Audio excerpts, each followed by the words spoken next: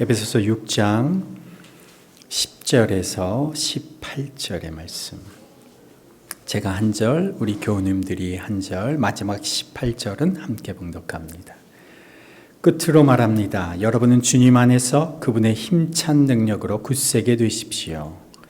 악마의 관계에 맞설 수 있도록 하나님이 주시는 온몸을 덮는 갑옷을 입으십시오. 우리의 싸움은 인간을 적대자로 상대하는 것이 아니라 통치자들과 권세자들과 이 어두운 세계의 지배자들과 하늘에 있는 악한 영들을 상대로 하는 것입니다. 그러므로 하나님이 주시는 무기로 완전히 무장하십시오. 그래야만 여러분이 악한 날에 이 적대자들을 대항할 수 있으며 이 모든 일을 끝낸 뒤에 설 수 있을 것입니다. 그러므로 여러분은 진리의 허리띠로 허리를 동이고 정의의 가슴막이로 가슴을 가리고 버티어 서십시오. 바리는 평화의 복음을 전할 차비를 하십시오. 이 모든 것에 더하여 믿음의 방패를 손에 드십시오. 그것으로서 여러분은 악한 자가 쏘는 모든 불화살을 막아 꺼버릴 수 있을 것입니다. 그리고 구원의 투구를 받고 성령의 검, 곧 하나님의 말씀을 받으십시오. 함께 있습니다. 온갖 기도와 간구로 언제나 성령 안에서 기도하십시오. 이것을 위하여 늘 깨어서 끝까지 참으면서 모든 성도를 위하여 간구하십시오. 아멘. 아멘. 우리가 삼복더위의 무더운 여름을 지나고 있습니다. 어제 파주는 36도를 달성했습니다. 30도 정도는 이제 시원한 날씨가 돼버린 것 같습니다. 이길거리는 이 태양빛이 얼마나 뜨거운지 이런 한여름의 거리를 다닐 때에는 저절로 그늘을 찾게 되죠. 이렇게 더운 날은 집에서도 창문과 베란다, 거실 베란다로 들어오는 햇볕을 커튼으로 가리면 심정적으로 좀 덜 덥습니다. 그리고 실제적으로도 기온이 조금 떨어집니다. 제가 이스라엘 성지 순례할 때 광야길을 운전한 적이 있었습니다. 차를 렌트해서 운전하는데 렌트한 차량이 한국처럼 새 차가 아니고 꽤 연식이 된 차였습니다. 광야길을 운전하는데 정말 햇볕이 너무 따가우니까 이 차가 새 차가 아니다 보니까 차를 운전하면서 혹시 고장이 나게 되는 건 아닐까? 차가 멈추면 우리도 오도 가도 못하고 이 광야 한가운데서 심각한 위험을 겪게 되는 건 아닐까? 그런 생각이 들 정도로 더웠어요. 그래서 어떻게 광야길을 운전하다가 가면 어떻게 하고 싶으냐 하면 이 오래 한참 운전하다 보면 그늘만 있으면 차를 그늘에서 좀 쉬게 해주고 싶은 겁니다. 왜냐? 엔진이 너무 과열될까 봐. 차가 서버리지 않을까 되는 염려로 차를 좀 어떻게든 좀 쉬게 해줘야 되는데 그런 생각이 들 정도였습니다. 그런데 그늘이 거의 없습니다. 그리고 그늘이 있으면 차 한 대 들어갈 정도 되는 야자수 옆에 그런 한 그늘 자리는 이미 다른 차가 거기에 그늘 아래서 쉬고 있는 겁니다. 정말 그늘이 그렇게 귀한지는 제가 처음 알았습니다. 광야를 운전하는 이에게 차 한 대 들어갈 만한 이 야자수 그늘이 있어도 이렇게 위안이 되는데 광야를 걷고 있는 이에게라면 머리라도 식힐 만한 그늘이 있다면 그 얼마나 큰 위안이 되겠습니까? 광야를 걷는 이에게는 그늘이 필요하지요. 시편 121편 5절에 이렇게 말씀하십니다. 여호와는 너를 지키시는 이시라. 여호와께서 내 오른쪽에서 내 그늘이 되시나니 낮에 해가 너를 상하게 하지 아니하며 밤의 달도 너를 해치지 아니하리로다. 하나님이 주님의 백성에게 그늘이 되어 주십니다. 하나님께서 광야길을 걸어가던 이스라엘 백성들에게 그늘이 되어 주시기 위해서 구름 기둥을 보내주셨던 거죠. 낮에 해가 우리를 상하게 하지 못하려고 구름 기둥을 보내셔서 그 이스라엘 백성에게 그늘을 만들어 주시는 겁니다. 근데 제가 방금 읽어드린 그 시편의 말씀에 보면 여호와께서 내 오른쪽에서 내 그늘이 되시나니 오른쪽에서 그늘이 드신다고 하세요. 왜 오른쪽일까요? 해가 동쪽에서 뜨기 때문에 그렇습니다. 여기를 뿜는 그 태양빛의 그늘이 되어 주시려고 구름 기둥이 항상 오른쪽에서 앞으로 인도해 가는 겁니다. 하나님이 주의 백성을 보호하는 그늘이 바로 오른쪽에서 되어 주시는 거죠. 그래서 하나님이 우리에게 그늘을 제공해 주시니까 우리는 따가운 이 햇빛을 피하며 살아가면 이제 문제 없이 좋을 것 같은데, 우리를 힘들게 하고 괴롭히는 것은 여름의 뜨거운 햇볕, 광야의 그 해만이 아닙니다. 우리를 공격하는 것들이 우리 인생에는 질비에 있다는 겁니다. 오늘 우리가 예배를 시작하면서 부름의 말씀으로 읽어드렸던 시편 91편 4절 5절의 말씀이 이렇습니다. 제가 개역개정으로 읽어드렸는데요. 제가 읽어드리면 이렇습니다. 가장 높으신 분의 보호를 받으면서 사는 너는 전능하신 분의 그늘 아래 머무를 것이다.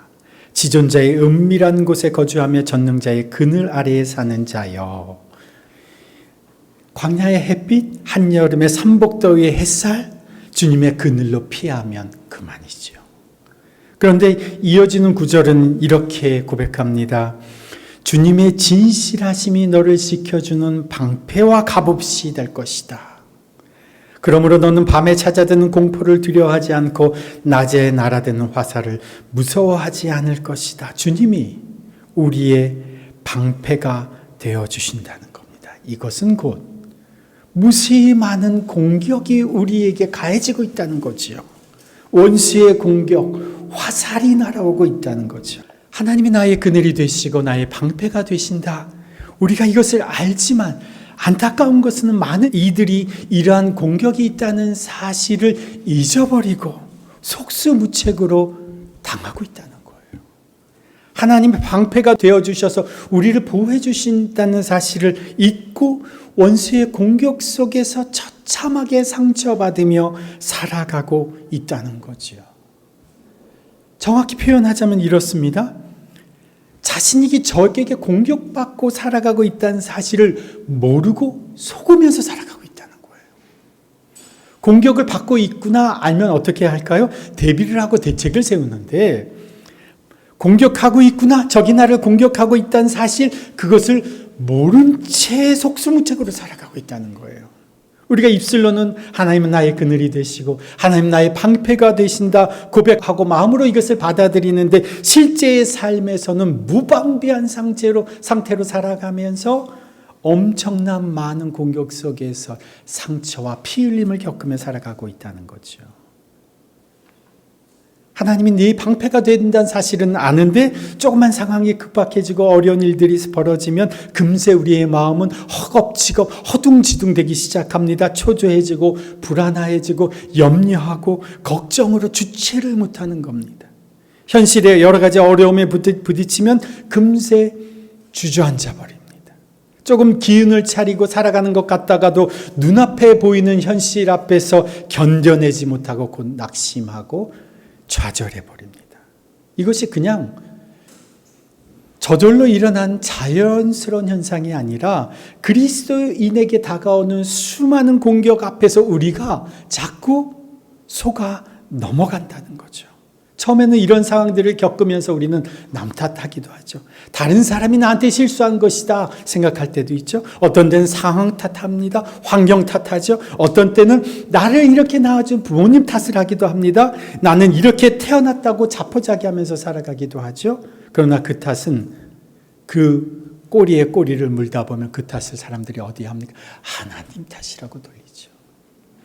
하나님 때문이라고 원망하면서 살아갑니다. 그러니까 하나님을 신뢰하면서 하나님의 그늘 아래, 방패 아래 살아가야 할 인생이 속아서 오히려 하나님의 보호와 그늘 바깥에 방패를 벗어나서 살아가니까 무수한 원수의 공격 앞에서 속절없이 당하면서 살아가게 되는 거죠.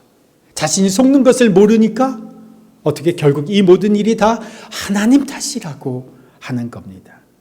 우리 자신 탓이 아닙니다. 우리 부모 탓이 아닙니다. 우리가 가지지 못한 배경 탓이 아닙니다. 우리가 겪고 있는 상황과 환경 탓이 아닙니다. 하나님 탓은 더더욱 아닙니다. 원수가 우리를 쉴 새 없이 공격하고 있는 겁니다. 오늘 우리가 조금 전에 에베소서의 말씀을 본문으로 읽었습니다. 에베소서는 바울이 로마 감옥에서 에베소 교인들에게 보낸 편지입니다. 저는 바울이 전도 여행으로 방문했던 이 에베소 유적지를 저는 직접 방문해 보았는데 에베소는 정말 화려한 도시였습니다.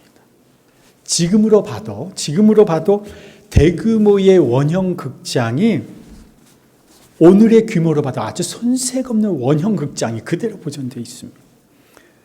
당시에 수천 년, 2000년 전인데 당시에 장서 12,000권을 자랑하는 아시아 최고의 켈수스 도서관이 거기에 위치해 있었습니다. 로마의 풍요의 여신 아데미 신의 중심지로 어마어마한 규모의 아데미 신전이 거기에 위치해 있었습니다. 이러한 에베소에 살던 에베소 교인 안에는 참 여러 가지 문제점들이 많았습니다. 그리스도인들 안에서도 유대인들과 이방인들의 갈등이 있었어요. 부유한 사람과 또 종으로 살아가는 사람 간의 격차가 있었습니다.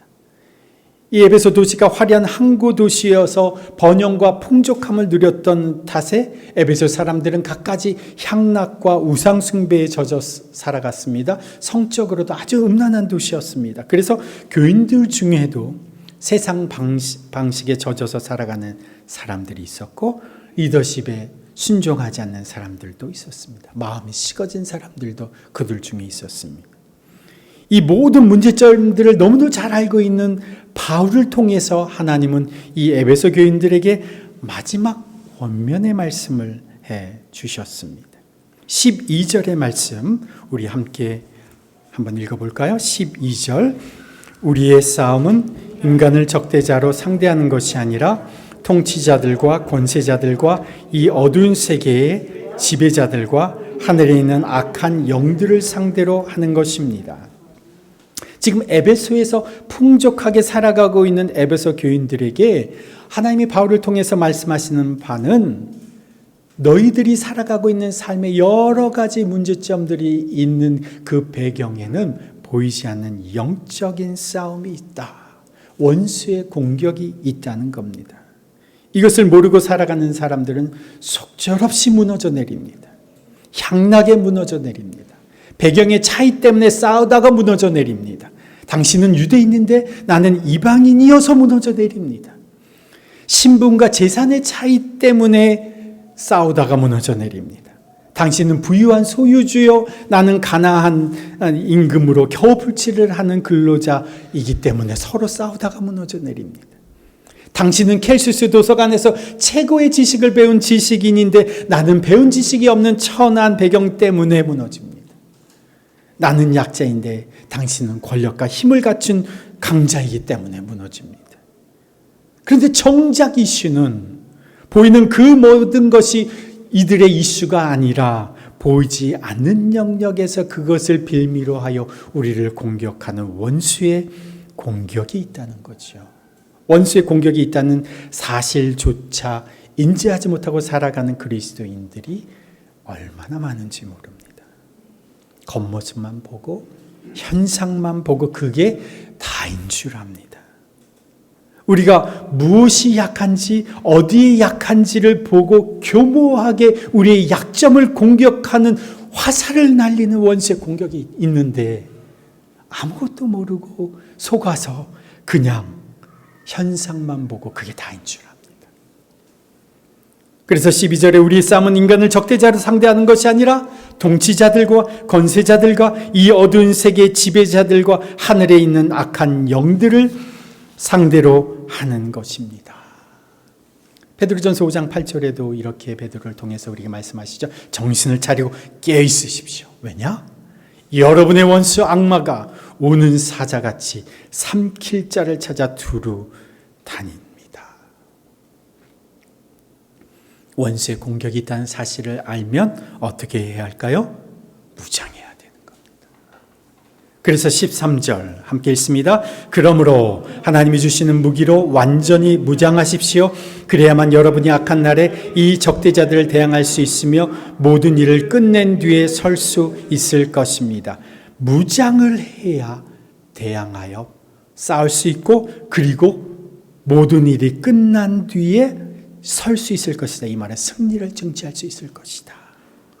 11절에도 악마의 간궤에 맞설 수 있도록 하나님이 주시는 온 몸을 덮는 갑옷을 입으십시오. 여기 보면 악마의 간계라는 것이 간사한 속임수라는 겁니다. 공격받는 줄도 모르게 속이면서 우리의 약점을 집요하게 물고 늘어지는 원수의 공격에 맞서서 어떻게 해야 되느냐? 무장해야 된다. 우리는 이 에베소 말씀을 여러분 다 들어보셨을 겁니다. 여기에서 나오는 이 온몸을 덮는 갑옷, 개역개정에서는 하나님의 전신갑주, 그래서 그림으로도 다 그려서 여러분들 다 보셨을 텐데, 제가 예전에 이 부분을 하나씩 제가 설교를 한 적이 있습니다. 우리 홈페이지에도 이전 설교에 올라가 있을 텐데, 그 무장을 한번 우리가 그림을 그려보면서 밑에서부터 보면 맨 밑에 무엇을 신습니까? 우리가 지금 무엇을 신고 있죠? 신발을 신고 있죠? 평화의 복음의 신, 여기서부터 시작하죠. 그 다음에 허리, 뭘 띱니까? 진리의 허리띠. 그 다음에 가슴에 정의의 가슴막이, 머리에는 구원의 투구, 한 손에는 믿음의 방패, 다른 손에는 성령의 검, 이렇게 해서 로마의 군사가 딱 무장되어 있는 모습으로 신발에서부터 벨트, 가슴막이, 투구, 방패, 검. 제가 로마 군사처럼 딱 서 있는 것을 한번 상상해 보십시오. 여러분, 이 하나님의 무기 중에 지금 몇 개죠? 6개. 6개 중에 여러분의 마음에 드는 무기는 뭘까요? 가장 갖고 싶은 것이 무엇일까요? 아주 중요한 좋은 선택을 하셨습니다. 여러분이 갖고 있는 것 중에, 가져야 할 것 중에 무엇이 가장 좋아 보이는지 한번 여러분 소그룹에서 한번 나눠보시면 좋겠는데요. 저희가 지난 금요일을 저희가 불타는 금요일로 보냈습니다. 성령의 불타는 금요일. 왜냐? 저희가 맨 바닥에 뭘 신었다고요? 평화의 복음의 신. 저희가 평화의 복음의 신을 신고 무장이 되어서 7명의 사람이, 7명의 하나님의 용사가 어디로 들어갔어요? 초롱꽃 마을 8단지로 들어갔습니다. 기도순례를 하면서 저희가 돌았어요. 아파트 문마다 저희 이번에 준비한 그 전도 물품, 물티슈, 전도용 물티슈, 그리고 저희가 전단지, 어린이 프로그램을 알리는, 또 교회를 알리는 전단지를 같이 다 붙였습니다. 아파트마다, 호수마다 다. 그래서 생각보다 시간이 많이 걸리더라고요. 6시 반에 나갔는데 한 2시간 정도 아파트를 오르내렸습니다. 삼복더위에 20층 아파트를 오르내렸는데 땀으로 다들 흠뻑 젖어서 돌아왔는데 다들 기쁨으로 아주 충만해서 돌아왔습니다. 20층을 막 다 동마다 막 돌았는데 지쳐서 돌아온 게 아니라 생기로 충만해서, 기쁨과 성령으로 충만해서 돌아왔어요. 로마서 10장 15절에 아름답도다 좋은 소식을 전하는 자들의 발이여 기쁜 소식을 전하는 이들의 발걸음이 얼마나 아름다우냐, 이것을 몸으로 저희들이 체험한 거죠. 이게 평화의 복음의 신, 무장한 겁니다. 무장. 그게 뭔 효과가 있겠어? 고린도전서 1장 21절에 이 세상이 자기 지혜로 하나님을 알지 못하므로 하나님께서 전도에 미련한 것으로 믿는 자들을 구원하시기를 기뻐하셨도다. 미련한 일 같지만 우리는 순종하면 하나님이 사용하시는 거죠. 저희가 이제 이번 주 화요일 오후에 한 번 더 방문합니다. 이 삼복 더위에도 불타는 하나님의 정열을 가지신 분은 여기 참여하실 수 있어요. 씨를 뿌렸습니다. 저희가 금요일 날 저녁에. 그랬더니 2사람이 어린이죠. 오케스트라 등록을 했습니다. 2사람이. 이제 저는 오늘 복음의 신을 얘기하려고 하는 게 아니고, 오늘은 하나님의 이 전신갑주 6개의 무기 중에서 방패에 대해서 살펴보려고 합니다. 신발은 활동과 공격, 수비를 보장해주는 수단이죠. 움직임을 할 수 있도록. 허리띠는 갑옷을 완성시키면서 배 부분을 보호하는 거죠. 복부를 보호하는 거죠. 투구는 가장 중요한 머리를 보호하는 것이면, 방패는 가장 적극적인 방어 무기입니다. 무엇을 막을까요? 창과 칼을 막고 멀리서 날아오는 화살을 막습니다. 창과 칼이 어느 방향에서 올지, 화살이 어느 방향에서 날아올지 모르는 상황에서 가장 적극적으로 나를 보호할 수 있는 방어 무기는 방패라는 거예요. 얼마든지 좌우로 움직여서 막을 수 있으니까 화살을 막는 겁니다. 칼을 막는 겁니다. 이 방패는 믿음이라고 했죠. 믿음의 방패. 믿음으로 막는다는 거예요. 믿음이 적의 공격에서 우리를 지켜주는 겁니다. 믿음이 없으면 온몸이, 우리의 몸이, 우리의 인생이 다 적의 사정권 안에 놓입니다. 믿음이 없으면 보세요. 상황이 조금만 바뀌어도, 상황이 조금만 어려워져도 금세 두렵고 무섭습니다. 조금만 어려움이 있으면 온 인생이 다 떨리고 두렵습니다. 걱정하고 불안해합니다. 인생 자체가 흔들리는 거죠. 믿음이 있어야 흔들리지 않습니다. 그래서 이 믿음이 우리를 보호하는 거죠. 그런데 이 믿음은 무엇에 대한 믿음입니까? 하나님에 대한 믿음. 하나님에 대한 믿음은 곧 하나님의 말씀에 대한 믿음입니다. 하나님의 약속에 대한 믿음입니다. 제가 이렇게 얘기한다고 하면 생각해 보십시오. 나 그 사람 말 나 안 믿어. 그러면 그 말은요, 나 그 사람 안 믿어와 같은 말이죠. 그죠? 그 사람 다 좋은데 그 사람 말은 믿지를 못하겠어. 그건 결국 그 사람 신뢰할 수 없는 사람이라는 거예요. 믿지를 못하겠다는 거예요, 그 사람. 하나님을 믿는다, 하나님을 신뢰한다는 것은 곧 하나님의 말씀을 신뢰하는 겁니다. 하나님의 약속을 신뢰하는 겁니다. 하나님의 약속을 믿는 겁니다. 가장 적극적인 수비 무기인 방패는 바로 하나님에 대한 믿음, 하나님의 말씀, 하나님의 약속에 대한 믿음입니다. 이 방패가 없으면 우리 인생은 매번 적의 공격에 피가 낭자한 그러한 상처투성이 인생으로 살아가게 되는 거죠. 방패가 가장 적극적인 방어 무기인 방패가 어디에 달려 있죠? 손에 달려 있습니다. 손에 들려 있습니다. 그러면 아까 우리가 선택하신 성령의 검은 어디에 달려 있을까요? 다른 손 하나에 달려 있는 거죠. 다른 손에 검이 들려 있는 겁니다. 우리가 하나님이 주시는 무기 중에서도 가장 적극적인 공격 무기는 검인 거죠. 이것이 손에 들려 있기 때문에 유일한 공격 무기이기도 하죠. 이것으로만 공격합니다. 그죠? 방패를 믿음이라고 했습니다. 검은 성령의 검이라고 했죠. 성령의 검, 하나님의 말씀이라고 했습니다. 성령의 검으로 무장되는 것, 이것은 하나님의 말씀을 우리가 입으로 선언할 때 성령의 검으로 휘두르는 겁니다. 하나님의 검이 원수를 무찌르고 상하게 하는 것, 원수를 패배케 하는데 무엇으로? 하나님의 말씀을 내가 말함으로, 고백함으로, 선언함으로 적을 공격하는 거예요.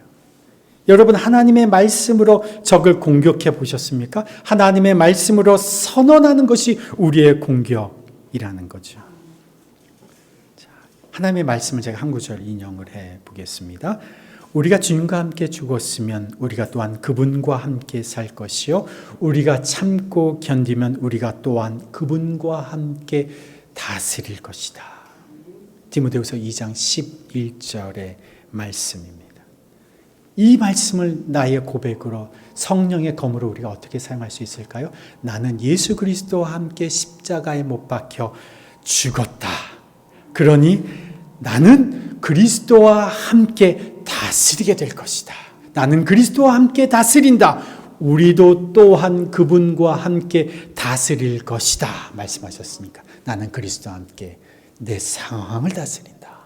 나는 그리스도와 함께 내 환경을 다스린다. 나는 그리스도와 함께 내 생각을 다스리고 내 감정을 다스린다. 그리스도가 나를 다스리게 하시는 거죠. 이게 뭡니까? 공격이에요. 요한일서 5장 4절의 말씀 한 구절 더 인용해 드리면 이렇습니다. 하나님께서 태어난 사람은 다 세상을 이기기 때문입니다. 세상을 이긴 승리는 이것이니 곧 우리의 믿음입니다. 한번 따라해 보실까요? 세상을 이긴 승리는 이것이니 곧 우리의 믿음입니다. 다시 한번 세상을 이긴 승리는 이것이니 곧 우리의 믿음입니다. 어려움과 역경과 불안과 초조가 다가올 때마다 우리는 말씀으로 공격하는 겁니다. 나는 세상을 이겼다. 왜냐? 하나님에게서 태어난 사람은 다 세상을 이기기 때문입니다. 하나님이 말씀하셨으니 그 말씀을 내 입술로 고백하는 겁니다. 세상을 이긴 승리는 이것이니 나는 믿음으로 고백한다. 나는 세상을 이긴 하나님의 자녀다. 고린도전서 15장 55절 57절의 말씀. 죽음아 너의 승리가 어디 있느냐? 죽음아 너의 독침이 어디 있느냐? 죽음의 독침은 죄요. 죄의 권세는 율법입니다. 그러나 우리 주 예수 그리스도를 통하여 우리에게 승리를 주시는 하나님께 우리는 감사를 드립니다. 죄가 아무리 나를 공격해도, 유혹이 아무리 나를 유혹해도 우리에게 승리를 주시는 하나님께 나는 감사하노라. 이게 우리의 승리의 고백이고 말씀의 선언이고 하나님의 성령의 검을 휘두르는 겁니다. 고린도후서 4장 8절에 우리가 사방으로 우겨쌈을 당하여도 쌓이지 아니하며 답답한 일을 당하여도 낙심하지 아니하며 박해를 받아도 버림받지 아니하며 거꾸로 때림을 당하여도 망하지 아니하고 우리가 항상 예수의 죽음을 몸에 짊어지면 우리의 생명이 또한 우리 몸에 나타나게 하려 함이라. 몸이 약하고 힘들고 어렵고 지치고 몸 때문에 병을 짊어지고 살아가는 우리의 인생 가운데서 실망하고 좌절될 때마다 우리는 사방으로 우겨쌈을 당하여도 우리는 쌓이지 아니한다. 믿음으로 이 말씀을 선언하는 거죠. 예수의 생명이 우리의 몸에 나타나게 될 것이다. 이렇게 선언하는 거죠. 말씀으로 선언하면 내가 살아납니다. 적의 심장을 찌르는 겁니다. 사탄과 마귀가 떠나갑니다. 죄가 떠나갑니다. 유혹이 떠나갑니다. 낙심과 절망과 불안이 떠나갑니다. 초조와 걱정이 다 떠나갑니다. 야고보서 4장 7절에 마귀를 대적하라. 그리하면 너희를 피하리라. 도망간다는 거예요. 무엇으로? 하나님의 말씀, 성령의 검으로 공격하는 겁니다.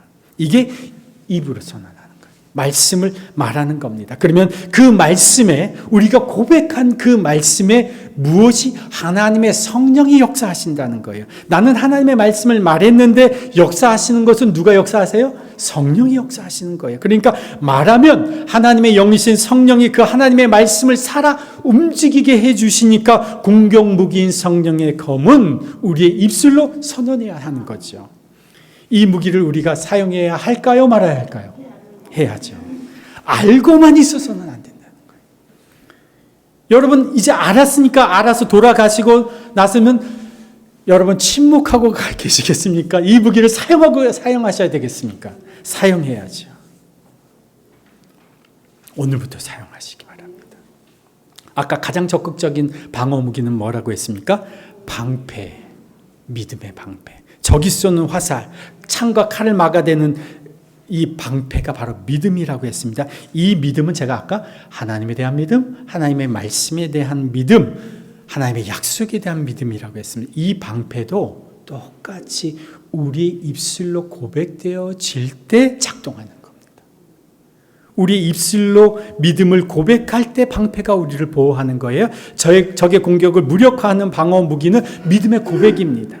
적을 무찌르고 승리를 가져오는 공격 무기도 하나님의 말씀입니다. 말씀의 선언입니다. 그러니까 방패와 검 모두 다 입으로 하는 믿음의 행동입니다.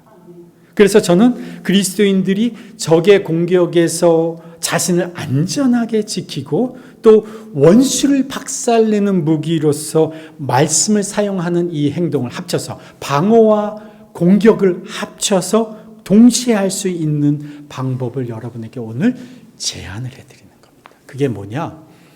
방패 기도다. 방패 기도다. 이것은 제가 말씀으로 기도하면서 오랫동안 제 자신이 스스로 하나님의 믿음으로 고백하면서 살아가고 또 하나님의 말씀으로 원수를 무찌르면서 살아가는 저의 삶의 오래된 과정 속에서 검증된 또 기도의 방법이기도 합니다. 그래서 제가 이름을 방패 기도라고 붙였어요. 방패 기도는 적의 공격에서 자신을 안전하게 지키는 믿음의 고백을 말하면서 동시에 사탄과 마귀의 심장을 공격하는 하나님의 말씀을 기도로 전하는 겁니다. 기도로. 제가 이거를 왜 제가 이걸 써서 여러분에게 드리냐 하면 알면서도 다 당해요. 알면서도. 머리로는 아는데 지식으로는 아는데 원수의 공격이 있지 알기는 아는데 속수무책으로 다 당하고 있어요. 그 가만히 보면 피가 낭자해. 막 상처가 낭자해. 근데 모르고 있어. 원수의 공격 때문에 그러는 건데 모르고 있단 말이죠. 방비를 못하고 무장을 못하고 살아가는 사람들이 너무나 많다는 것을 제가 보니까 안 되겠다. 무기를 하나 좀 장착을 해드려야 되겠다. 그래서 제가 방패 기도문을 하나 지금 여러분에게 드리는데 어떻게 그러면 하면 되느냐? 자, 제가 이제 그 기도는 제가 이따가 제가 같이 한번 할 거고요. 자, 원수가 우리에게 공격을 해오죠. 어떻게 우리에게 공격을 할까요? 여러 가지 상황과 환경을 통해서 공격하는데 먼저 우리에게 상황과 환경 통해서 생각과 감정을 흔들어 버립니다. 그죠? 우리가 힘든 건 뭐가 힘들까요? 상황과 환경도 힘들지만 우리 자신에게 들어오는 생각입니다. 그것을 통해서 우리에게 드는 감정입니다. 이것이 탁 건드려지면 무너져 버리는 거예요. 어떤 생각이든 나 쓸모없는 존재야. 나 쓸모없는 사람이야. 그러면 살 의욕이 없어져 버리죠. 이것은 우리의 상황과 환경, 우리의 생각이나 감정을 통해서 우리가 탁 던져 사탄과 마귀가 우리에게 던지는 화살이에요. 그런데 어디로 던질까요? 우리가 잘 아는 우리의 강점을 통해서 못 들어오니까 우리의 가장 약한 부분이 뭔지를 알아요. 그것을 노리고 화살이 박히는 겁니다. 그래, 나는 쓸모없는 존재야. 내가 뭐 대단한 일을 할 수 있겠어. 그래, 난 그냥 그럭저럭 살아야지. 여기에서 믿음으로 방어하는 사람들은 이렇게 얘기할 수 있어. 아니야, 나는 소중한 존재야. 나는 가치 있는 존재야. 나는 필요한 사람이야. 나는 하나님의 자녀야. 이렇게 우리 스스로 고백할 수 있어요. 믿음 있는 사람들은. 그런데 자신의 그냥 고백만은 힘이 약합니다. 자신의 고백만은요, 힘이 약해. 불화살은 막을 수는 있어도 힘이 약해요. 그런데 강력한 것은 하나님의 말씀으로 내 자신이 고백하면서 선언하며 기도하는 것은 아주 강력합니다. 방어와 동시에 나를 무장시켜주면서 공격을 하게 하는 것이 하나님의 말씀으로 선언하며 믿음을 고백하며 하나님 앞에 기도하는 겁니다. 이것이 오늘 우리가 본문 우리 한번 보시면 두 번째 단락, 세 번째 단락에 보면 어떻게 되어 있습니까? 세 번째 단락, 저는 이렇게 되어 있죠.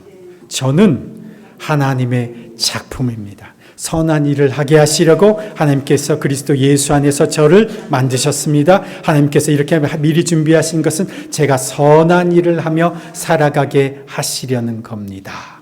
여기서 제가 뭐만 바뀌었냐 하면요, 주어만 바꿨어요. 우리는 이렇게 돼 있어요. 본문은. 제가 지금 이 성경의 본문을 나의 기도로 바꾼 겁니다.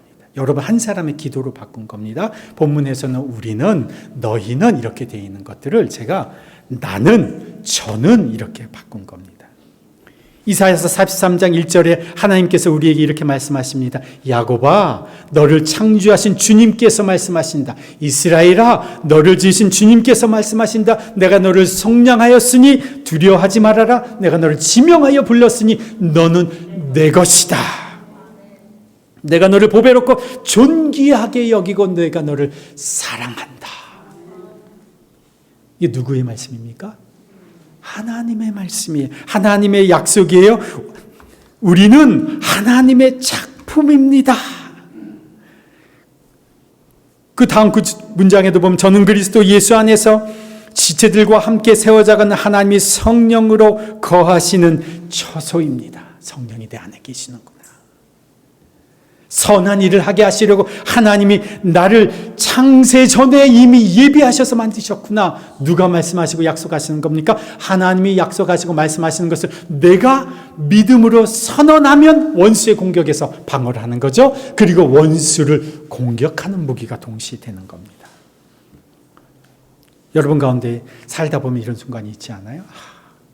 나는 정말 내 배경은 아무것도 없어서 나는 정말 뭔가 대단한 일을 할 수 있는 그런 능력이 없는 사람이야. 어떤 사람이 이렇게 생각할 수, 나는 몸이 이렇게 약해서 나는 뭔 일을 할 수가 있을까? 그래, 나는 아무것도 할 수 없는 사람인가 봐.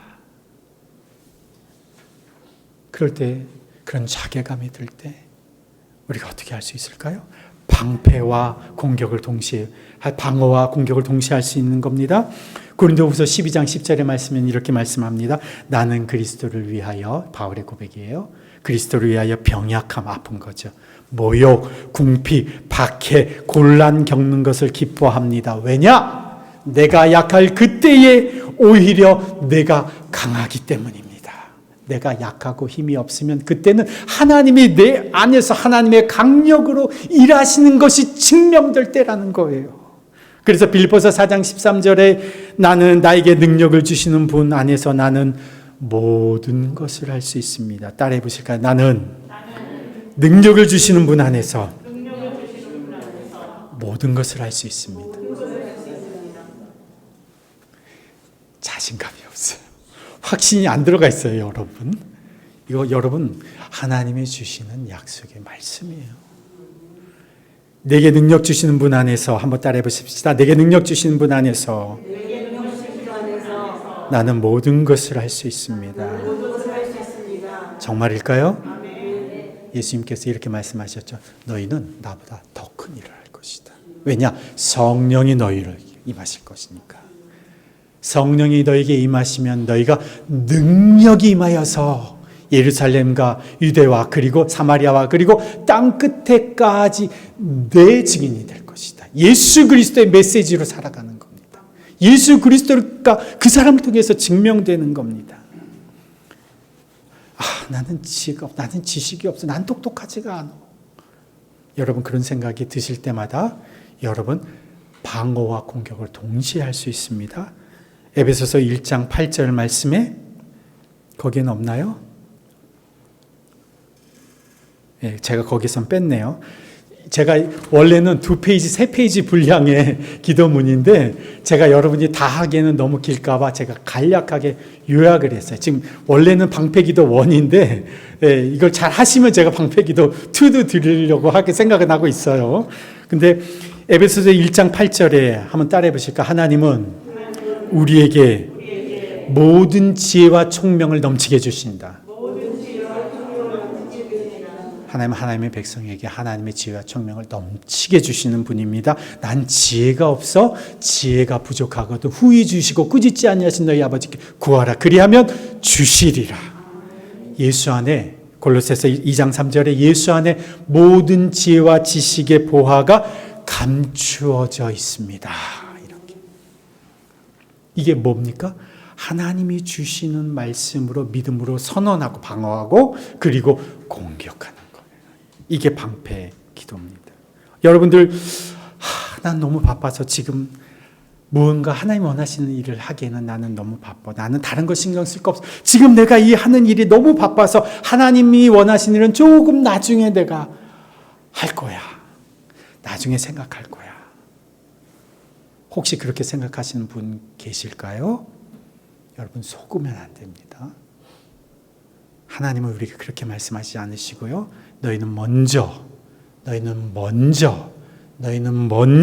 그의 나라와 그의 의를 구하여라. 그리하면 이 모든 것을 우리가 지금 필요한 그 모든 것을 너희에게 더하시리라. 이 말은요. 너희에게 더하시리라. 이 말은 덤으로 주는 거야. 덤으로 주는 거야. 너희가 살아가는데 필요한 그거 내가 다 알아. 그거는 덤으로 주는 거야. 더 중요한 것이 있다. 너의 삶에 더 필요한 것이 있다. 하나님 나라와 하나님의 의를 살아라. 그러면 내가 나머지는 덤으로 주는 거야. 이렇게 말씀하시는 거죠. 나는 내 필요한 것은 덤으로 받는 인생으로 그런 인생을 살겠다. 내 믿음으로 고백하면 사탄과 마귀 방어하면서 동시에 공격하는 거죠. 제가 좋아하는 말씀 중에 이 말씀이 있어요.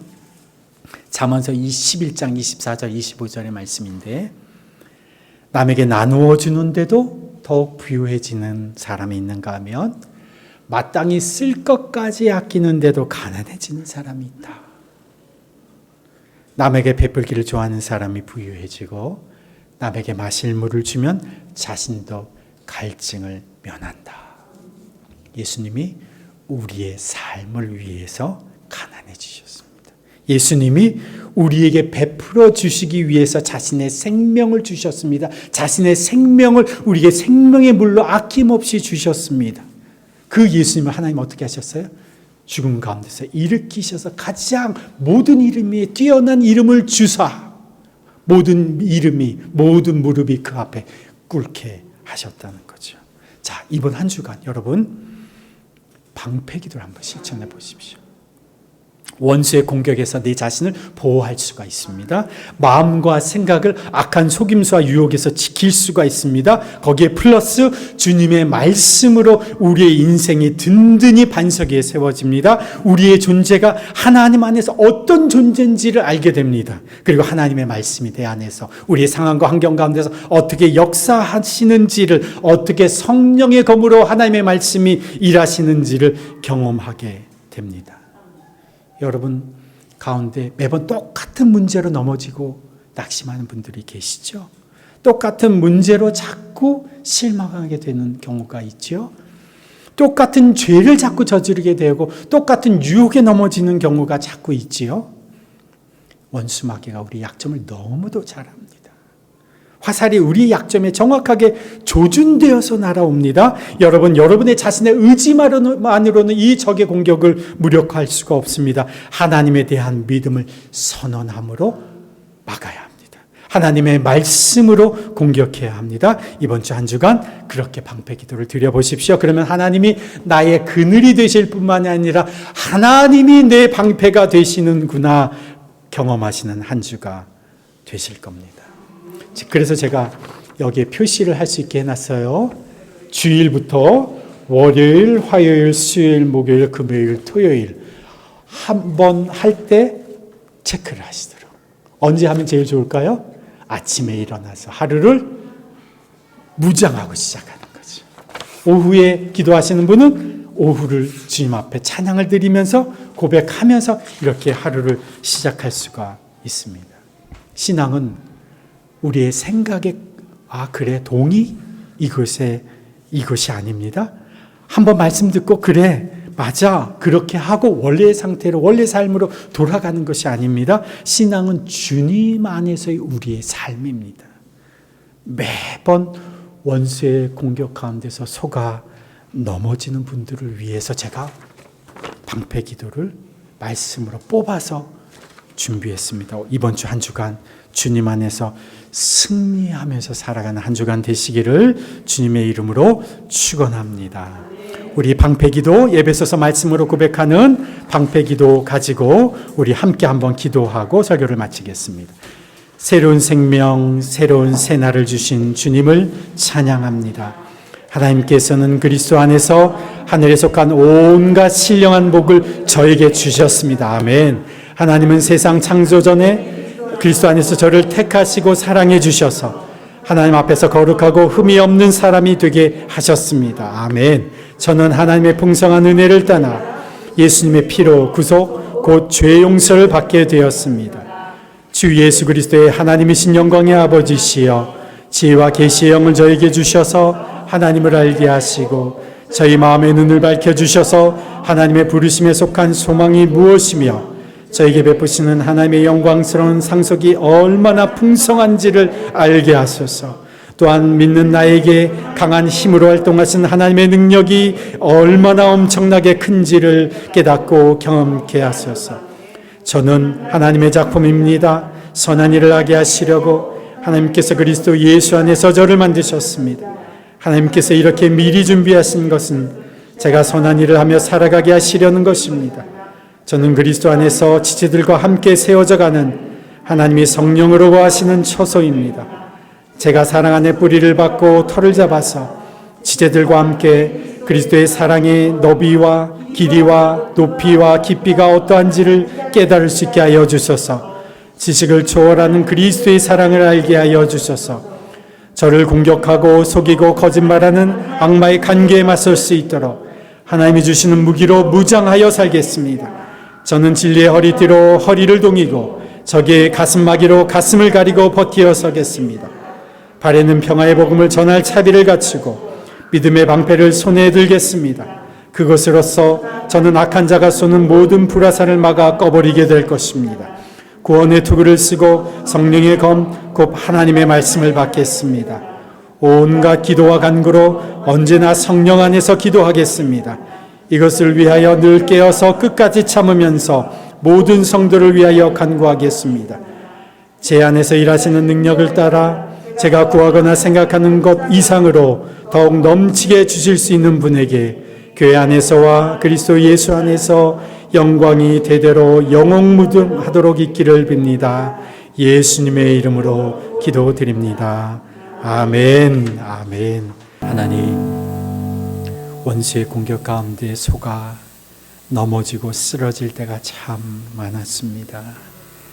사탄과 마귀가 얼마나 간교하게 우리를 공격하는지, 우리의 약점을 얼마나 잘 파고드는지 믿음으로 살아보려고 해보지만 정말 많이 넘어지며 상처투성이로 살아갔습니다. 또 실패하고 주저앉아 살았던 우리의 인생이었습니다. 원수가 공격하는지도 모르고 넘어질 때가 수도 없이 많았습니다. 이제 하나님의 무기로 무장되어서 살게 해주십시오. 믿음의 방패를 들고 안전하게 우리 인생을 보호하고 성령의 검 하나님의 말씀으로 주의 승리를 맛보면서 살게 하여 주옵소서.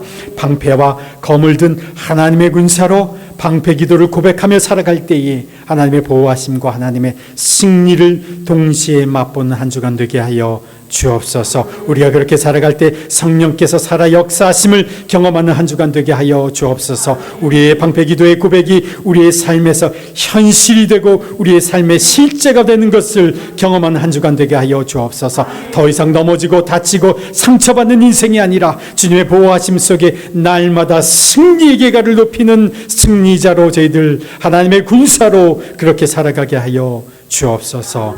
이제는 우리 구주 예수 그리스도의 그 지극하신 은혜와 하나님 아버지의 그 무한하신 사랑과 성령 하나님의 능력 있게 역사하심과 교통하심이 믿음의 방패와 성령의 검을 들고 세상으로 나아가는 주님의 백성들 위에, 그 가정과 일터 위에, 주의 몸된 더빛교회 공동체 위에 이제부터 영원토록 함께 하시기를 간절히 축원하옵나이다. 아멘.